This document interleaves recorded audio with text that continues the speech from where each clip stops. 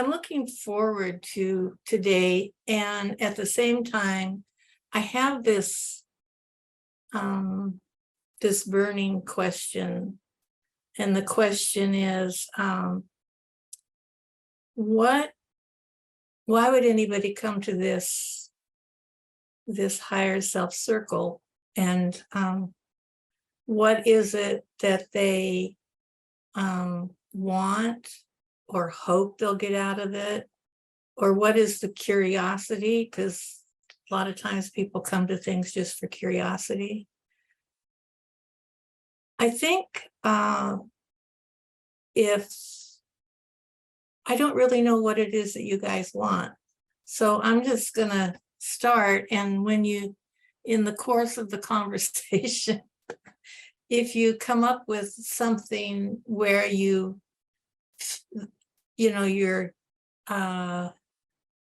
compelled to share what you realized, like, why are you here? I know why I'm here. I'm just here because this is what I do, and my contribution, I hope, is to cause people to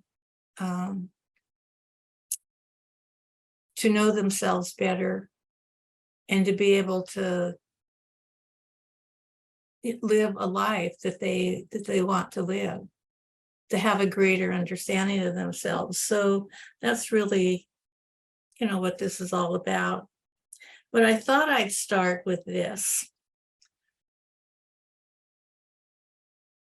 I'm looking at Chelsea's name and Melina. Hi, welcome.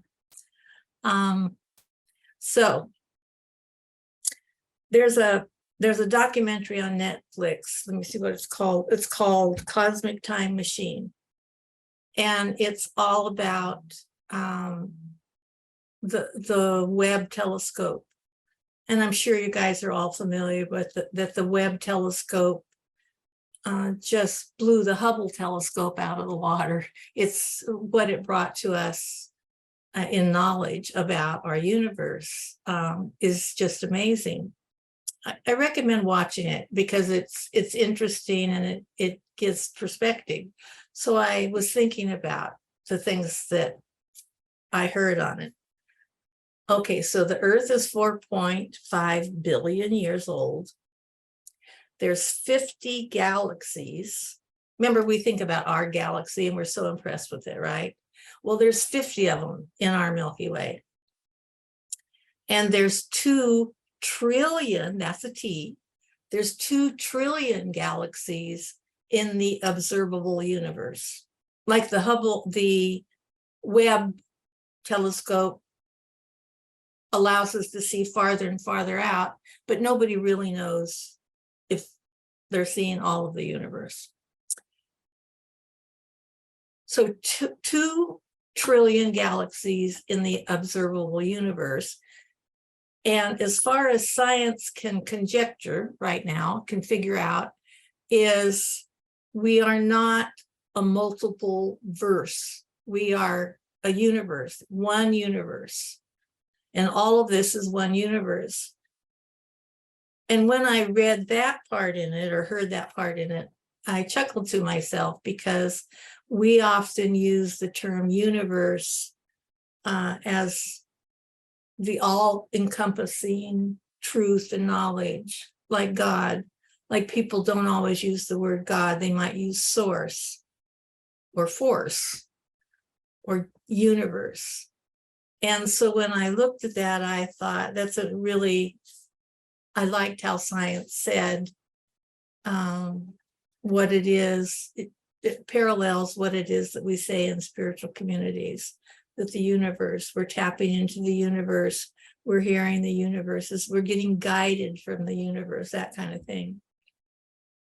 Of course, philosophers and mystics just say that the universe is an illusion, and that's okay too. That's just another way to look at it.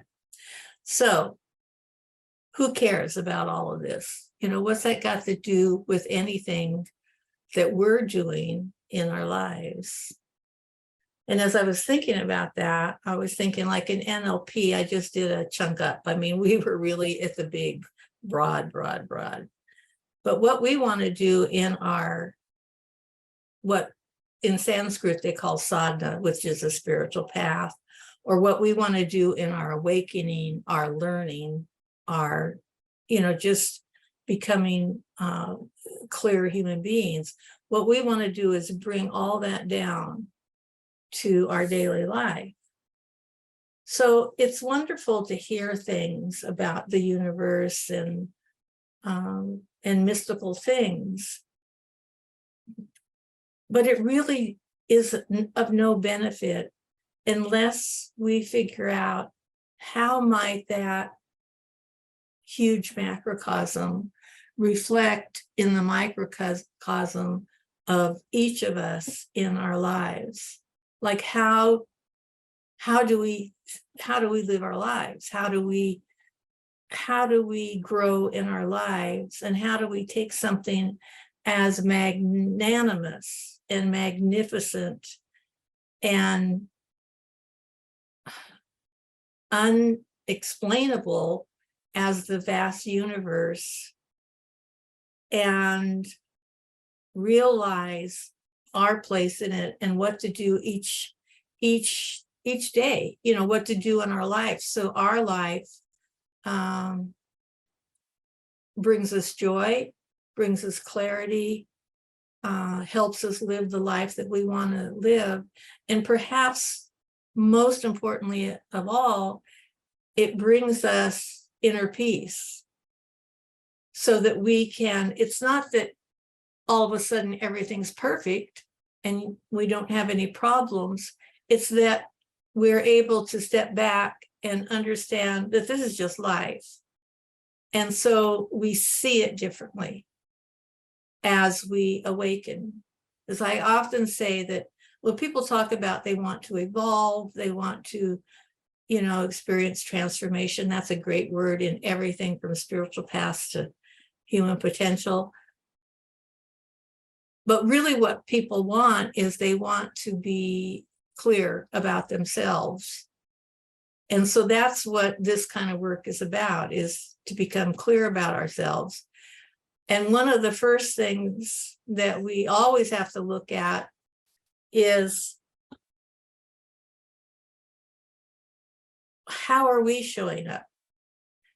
How are we thinking and feeling in the process of experiencing our experiences? Because the experiences are going to be endless. There's good ones and what we label bad ones. There's happy times and sad times.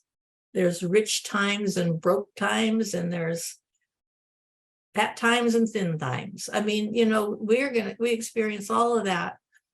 So it isn't a matter of getting rid of all of that. That is definitely not what our life's journey is about, to clarity. Our journey in life is to learn from those experiences and eventually just see them as experiences. And they don't rock our boat. They don't upset us. We look if there's something that we can do to get more clear, to change something for the better, or to accept what is. So when I take all this universe stuff and these galaxies and everything else, I'm bringing it down to today. I said we were going to talk about the second law of alchemy. And the second law of alchemy is that you see what you believe. And as I say that, I can hear everybody, oh, everybody knows that one. I mean, that's not very exciting. I want to have some great truths and wisdom and sutras here, not you see what you believe. We all know that. Well, do we? So the first law, which we did last month, was when you change the thing you're looking at, the something that you're looking at changes. And I had asked the people that were in last time to, try to see what that means in their life. How does it what does that mean? Because otherwise it just becomes a saying. It just becomes a quote. And I don't know if people did, but this time we're talking about that you see what you believe. What does that mean?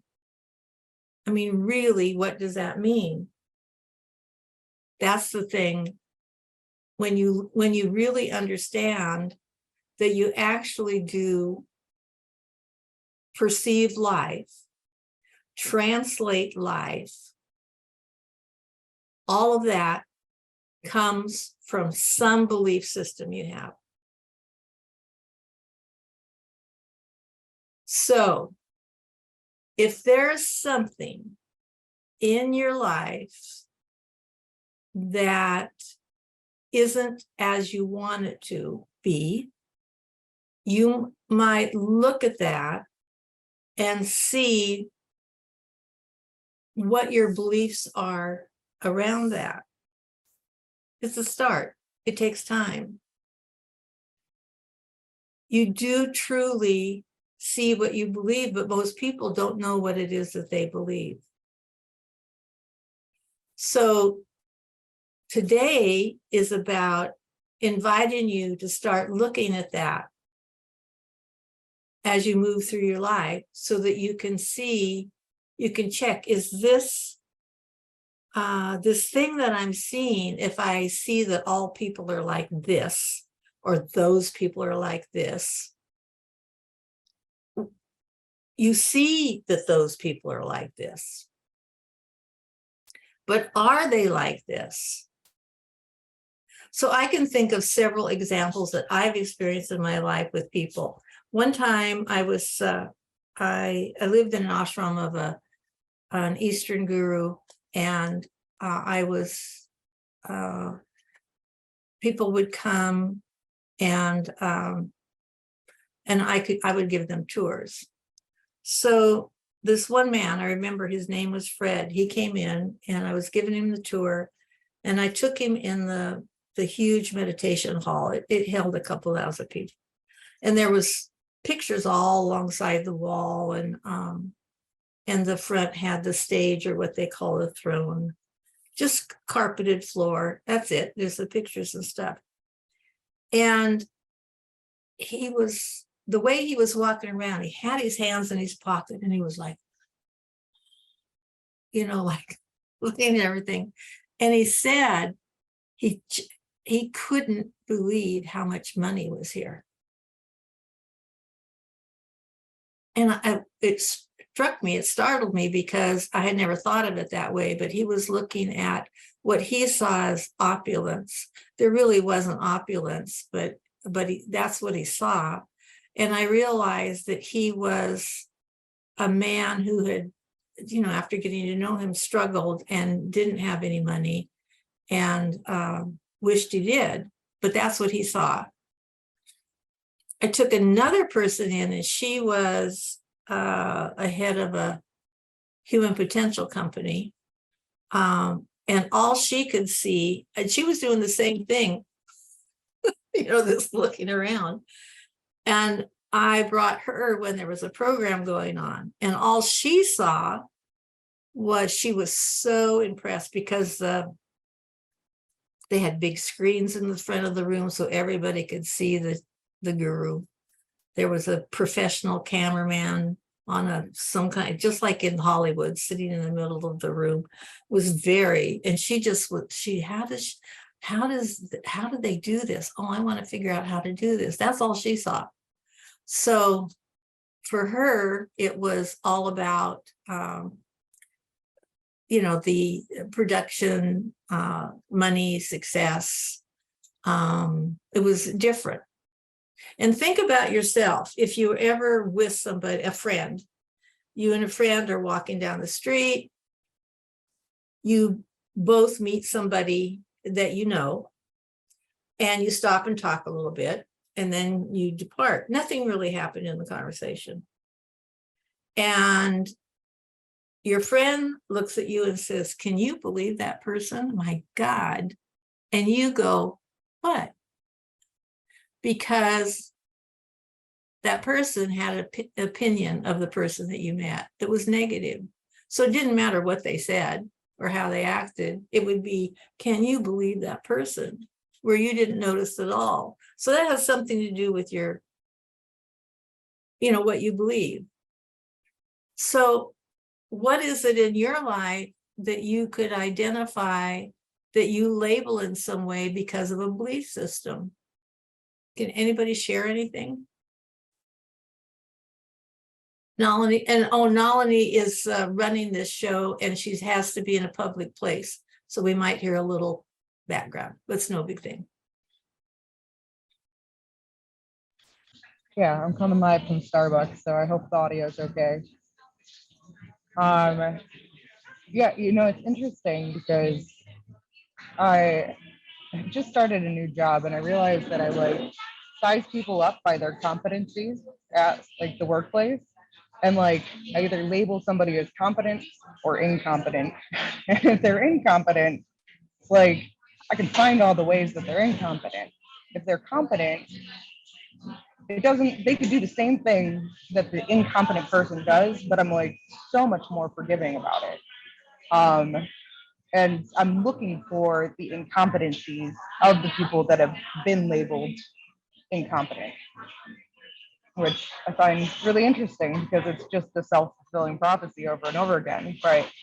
What's different for me just recently is I start to get glimpses of where I'm wrong there. So I might have labeled somebody incompetent, but today I had an experience where one of the people that I labeled incompetent was really, really helpful and did her best to do a very thorough job and show all the proper steps. So it was it kind of jarred that belief system, and I had to soften it.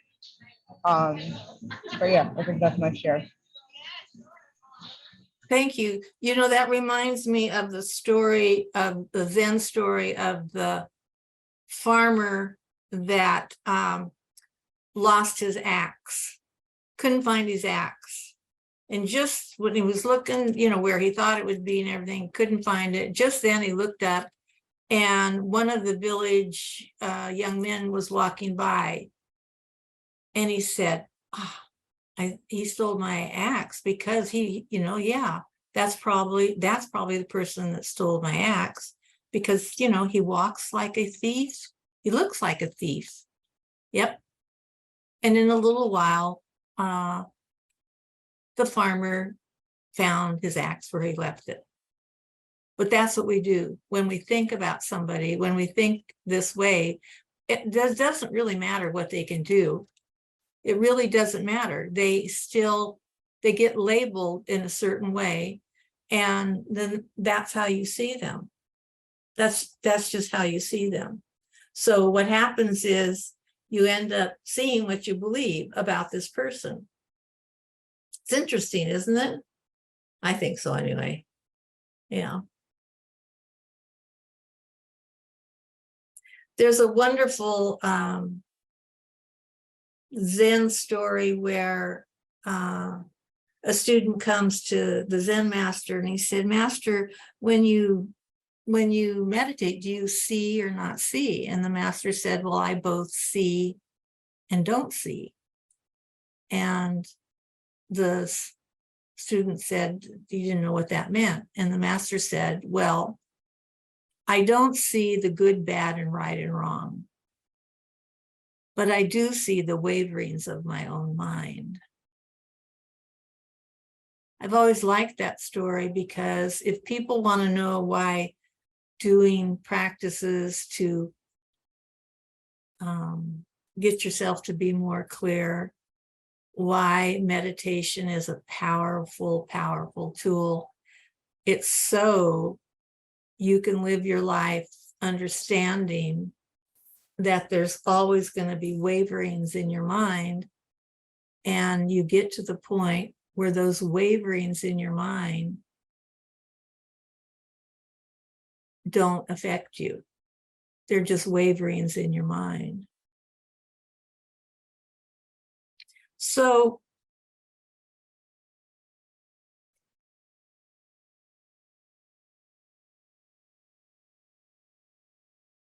what is it that you don't have to tell me, but think about something so that you can take away something that is actually useful for you. What is something that you're looking at that might not be as you see it, but you're seeing it because you have some belief system about that person or that situation or that culture or that job or that government, whatever. In your personal life, is there somebody in your life that you see in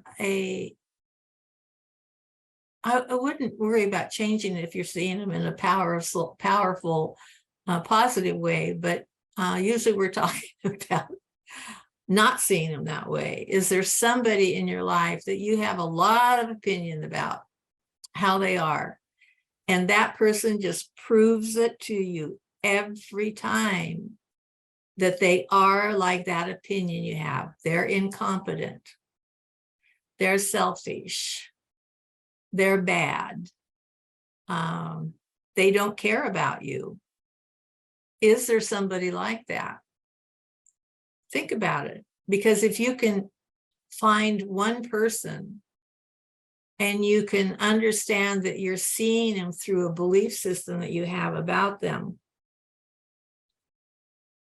then you can go back to the number one law that says when you change the way you're looking at something, that something you're looking at changes. Now, this is where people often say, well, just because I decide that that person is okay or competent doesn't mean that they're competent. That could be,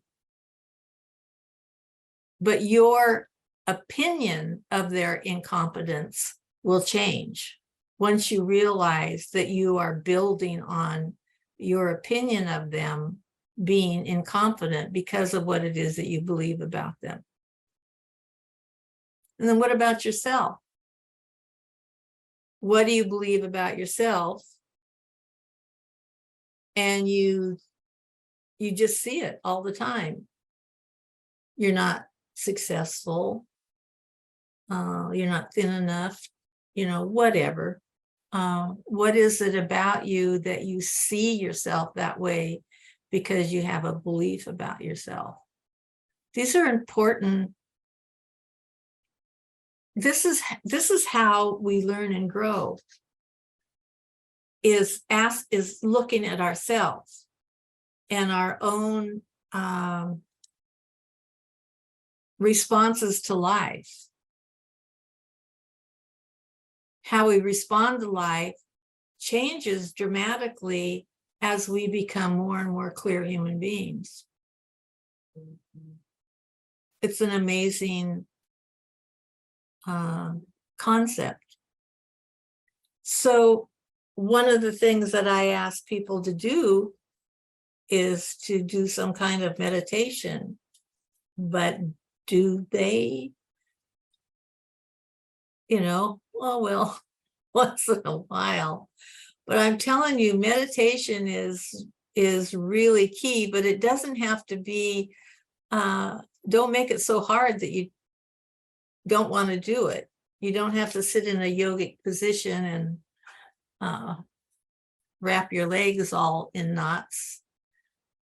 But you do need to sit and be quiet and notice your mind thinking so that you can begin not noticing, like the Zen master. I just notice the waverings of my mind.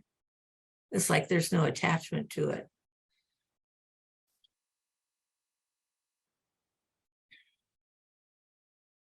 Shripati, are you there?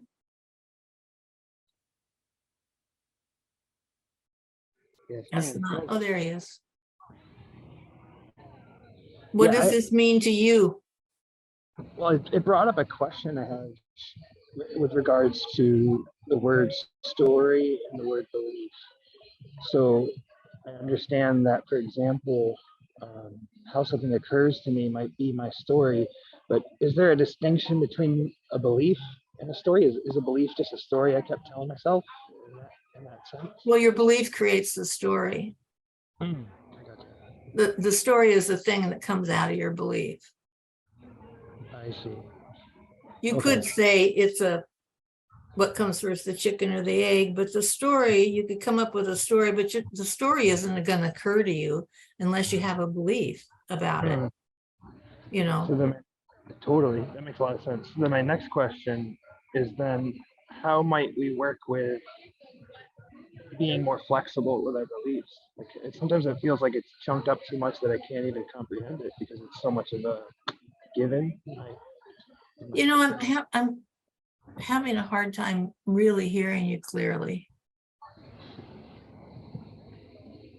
Say that question again, please. Yeah, so essentially, if I get present to this, I'm wondering how might I be more flexible with my beliefs? How might I notice them? Like you said, meditation might be a tool. But sometimes it feels to me like it's too chunked up that I miss the forest with trees and I just assume things because I assume things. So I'm curious how I might get more clarity on what I'm assuming. If that makes sense.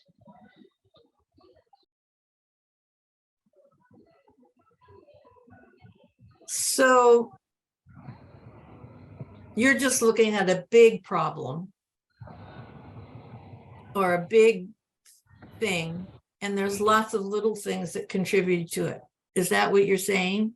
But you can't figure out how to focus on anything but the big thing. Yeah, and just in general, my intention is to become more, to be among the opinionless, to be, more flexible in my worldviews. So I guess I'm curious how I might step out of my singular identity and my small-mindedness in that sense. Yeah, go ahead and respond, Nalini. And I also need you to move closer to the mic because I can't get my volume up anymore for you, Shripati. I'd really like to hear you better. Understood. I'm just wondering, Shripati, are you saying that it's such an underlying belief that you can't even tell that you have it there? Like you're wondering how you can see that a belief system's in play? Yeah, like I'm reminded once I was studying, we were studying the Holocaust, and one of my fifth grade teachers said, if I told you this color, she's pointing to like a blue wall. And she says, I'm pointing to this color, and I'm curious. She goes, if I just told you this was red all your life, would you just know that to be red? And we all said, yeah, that's all we know. So I'm curious how I could step out of exactly what you said.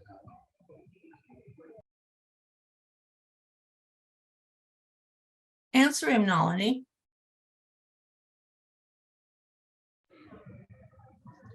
Yeah, I guess I've had that question for a while too, but what happens for me would be like I get little glimpses, like I was talking about before, where it's like something is very obviously that way to me, and then in one instance it isn't that way.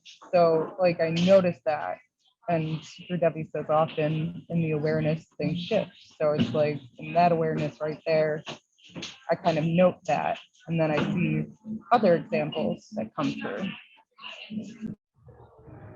So just developing the observational witness energy to just not be so caught up in our stories about it.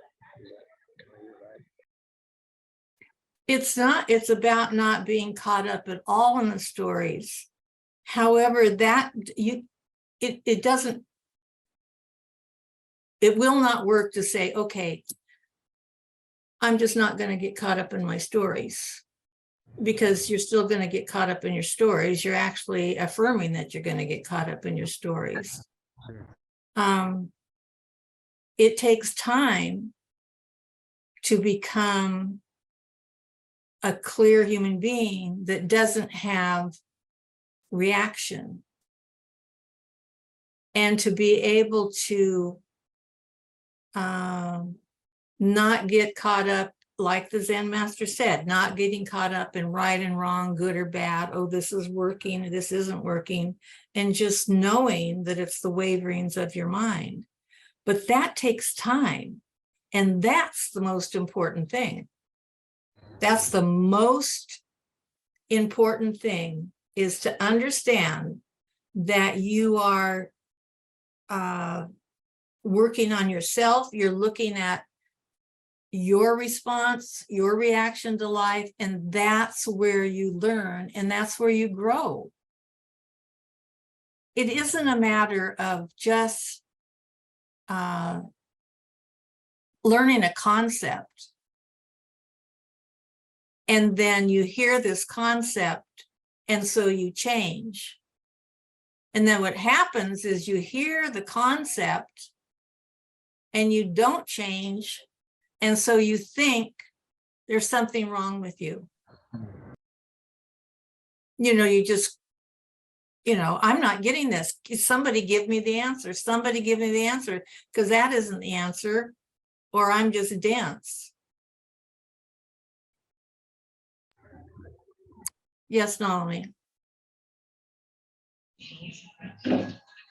Yeah, I think that story, the waverings of the mind, like if the Zen master sees the wavering of the mind, like it seems like they're always there still, but he can see his mind wavering. I don't know.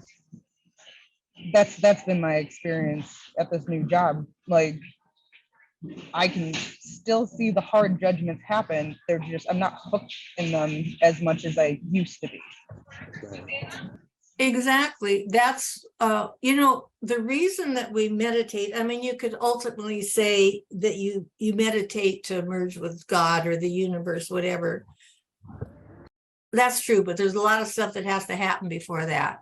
And what meditation does to us, when we learn to meditate in a way where we are taught and we develop the skill not to pay attention to our thoughts, because the thoughts are always going to be there.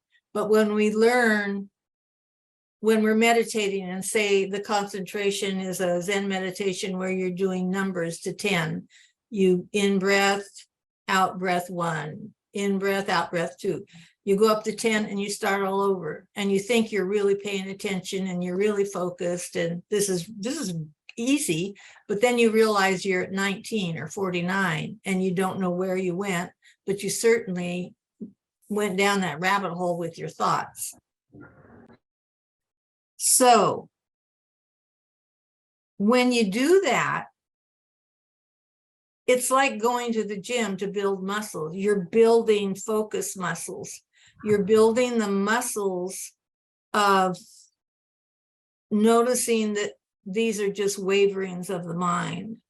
Because when you do regular meditation like that, where you pay attention to not paying attention to your thoughts, you don't fight them. When you learn to do that, then when you go out in your daily life, you're walking around, the thoughts come up and you don't take them so seriously. You realize they're just waverings of your mind. Your mind is always going to think. It's always going to tell you things. It loves to tell you things. And you think, when you're hearing your mind, that what you're hearing is important. And it's not. So it takes practice. Maybe you're impatient because you're trying to get somewhere, and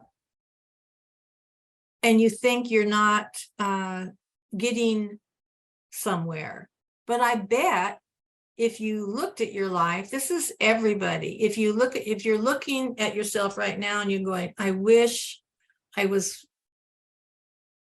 knew myself better. I wished I was more clear, whatever.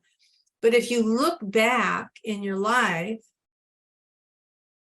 how you were in the past,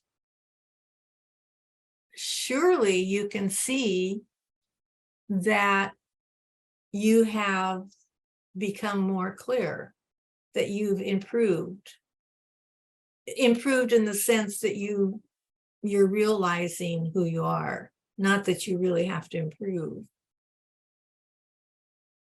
there must be things, we just don't validate ourselves. And it's validating is not, oh, I'm so great because I've done all this. It's about, oh my gosh, I really worked on that issue and I can see that I have more freedom from it.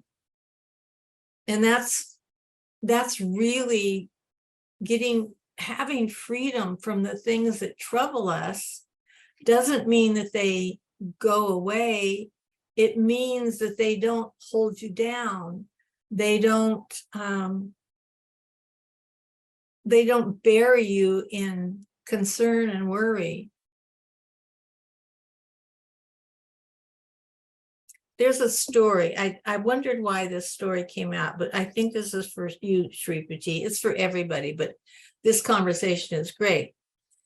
And it goes like this. A young but earnest Zen master approached his teacher and asked the Zen master, if I work very hard and diligently, how long will it take me to find Zen? And the master thought about this and he replied, 10 years. Well, the student said, but what if I work very, very hard and really apply myself to learn fast? How long then? Replied the master, well, 20 years. But if I really, really work at it, everything, I'll do everything. I'll serve you, I'll work hard. How long then? And the master said, well, maybe 30, 40 years. And the earnest young man, but frustrated at this point, said, I just don't understand. He said, each time I say I'll work harder, you say it'll take me longer. Why do you say that? And the master said, because when you have one eye on the goal, you only have one eye on the path. I like that story because that story reminds me that our path is about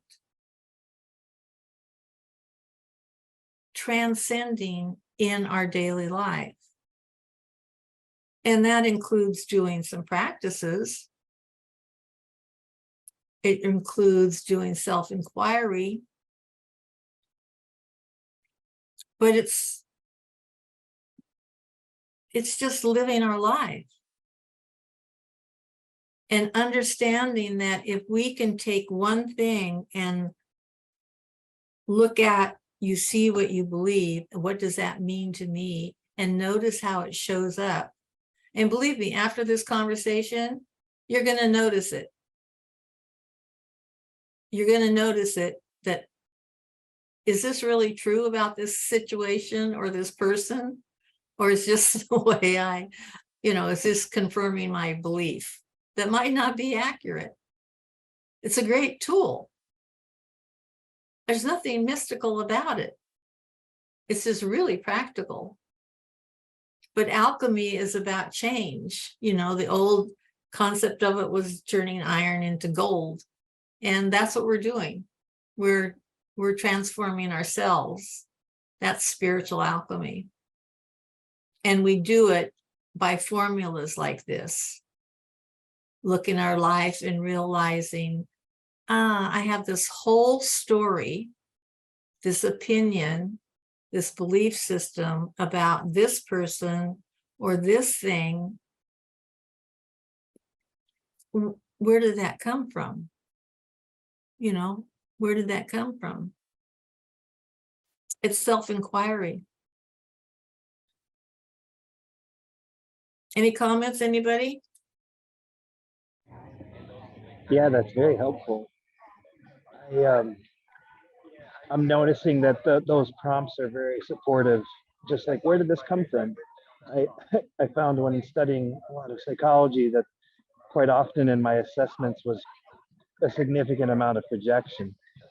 And so that's reminding me of that analysis, that self-inquiry you speak to. Is like, where did this come from? It's a great prompt. Thank you. Yeah, I mean, it's Socrates that said, I might have it not accurate, but an unexamined life is worthless. I mean, you have to look at you have to examine your own life. And one of the first ways I started being able to recognize belief systems in me was when I was in human potential. I would ask, is that that voice that I'm hearing, that belief system, whatever you want to call it, is that me or is that my mother or my father? Not to make your mother or father wrong, but they have their own belief systems. You might not necessarily have those. So it's whatever, major influence that you grew up with, is that a thought comes to your mind. I had a friend tell me once that they were really, they were a great deal older than me years ago when I was a great deal younger. And they had lived through World War II and all of that. And they said that they were young. They were young during World War II. And they developed this belief system that Japanese people were bad. And then when they left their family environment, they went away to school and just expanded their life experience. They met all kinds of different people, including Japanese people. And they realized that whatever it is that they heard at home wasn't accurate. They had a belief system about Japanese people that proved untrue. But it took them a while, they said, when they first saw a Japanese person, all of these confirmations would come up in their belief system. So it's really important for us to ask ourselves, is that our belief system? Is that our belief, or is that a belief that I was raised with? It doesn't mean that some of the beliefs that you were raised with might not end up being your beliefs. But what's important is that you know if they are or not. That you have the clarity to know how you see the world for you as opposed to your environment. Make sense? Somebody nod their head. Oh, good. Okay. So, comment? Oh, thumbs up. Okay. So, I'm going to do a meditation right now. I hope everybody's here, and I hope that everybody will do it. You'll hear a soft drum beat, and then I will guide you, and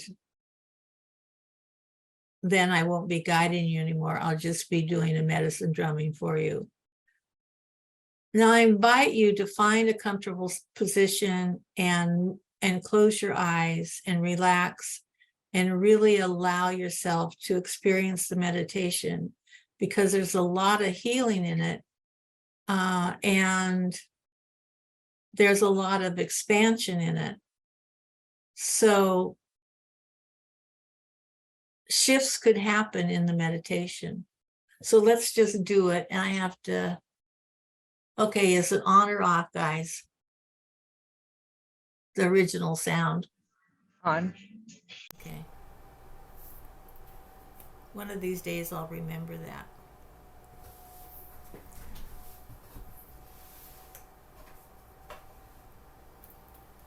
Okay, something wonderful is about to happen.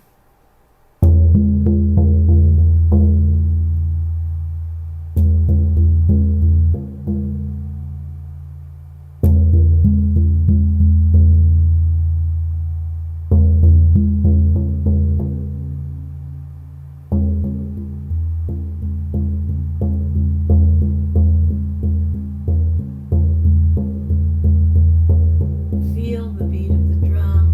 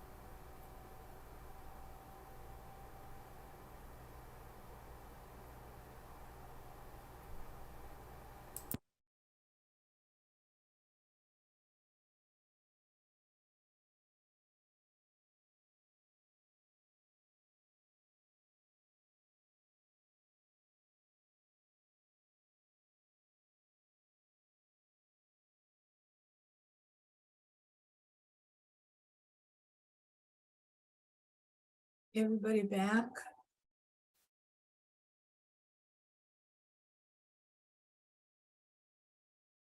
I can't tell since I can't see you, so I hope you are. Um,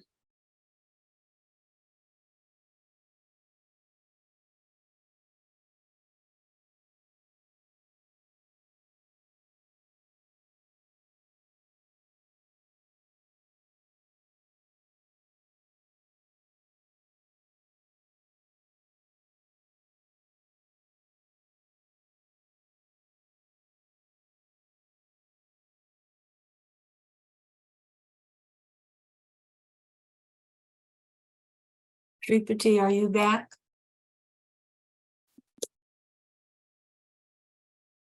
It's me. Good. Kevin, are you back? Yes. Good. I want to apologize to you, Kevin, because I didn't see that your hand was up, and I didn't see that Nalini told me your hand was up. I'm useless in some arenas. Do you remember what you wanted to ask, or would That's you? all right. Huh? I was just gonna comment in the conversation that Shripati asked a question in. Oh, So, that would be great. Do you still want to do it? I would like to hear. yeah, it's I don't have it as keyed in right now, but it was roughly something along the lines of the preconceptions and beliefs are like the framework and apparatus of perceptions and the stories occur within. And so having awareness of the influence of that framework or apparatus can be helpful in noticing when those are present and gives the opportunity to push back against it. Yeah, absolutely. Thank you. Yeah, we all come into this world. We develop biases based on our surroundings, our influences, and it's true, you know. So yeah, that's great. Thank you. Nalini's getting interrupted at Starbucks. I hope that meditation was good. It was wonderful, very, very calming and grounding in my experience. Thank you.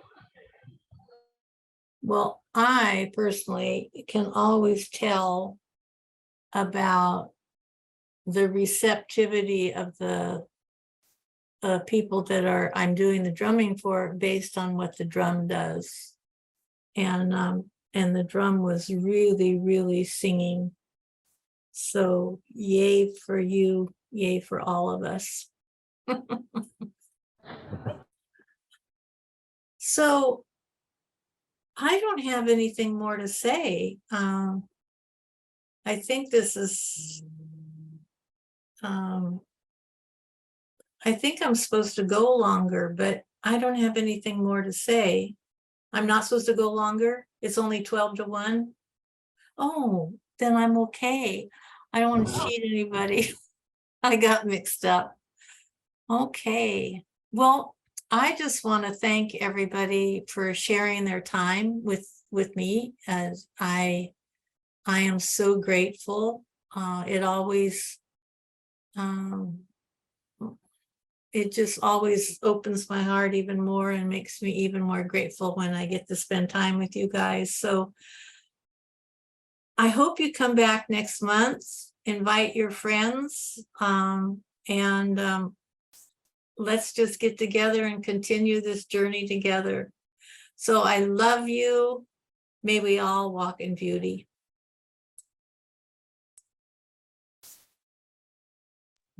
Thank you. Thank you. Thank you.